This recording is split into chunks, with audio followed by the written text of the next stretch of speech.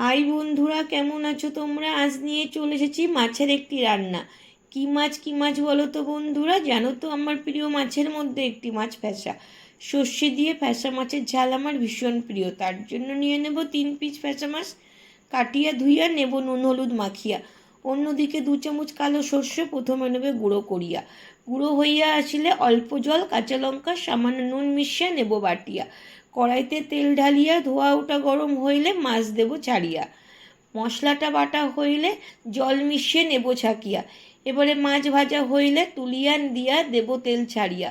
কালো জিরে, চেরা কাঁচা লঙ্কা ফোড়ন দিয়া দেব সর্ষের জল ছাড়িয়া। স্বাদ মতো নুন হলুদ দিয়ে লঙ্কা দিয়ে মিশিয়ে নেব ফুটিয়া। ফুটিয়া ফুটিয়া ঘন হইয়া আসিলে মাছ দেব ছাড়িয়া। আরও কিছুক্ষণ ফুটিয়া ধনে পাতা কুচিয়া দেব ছাড়িয়া।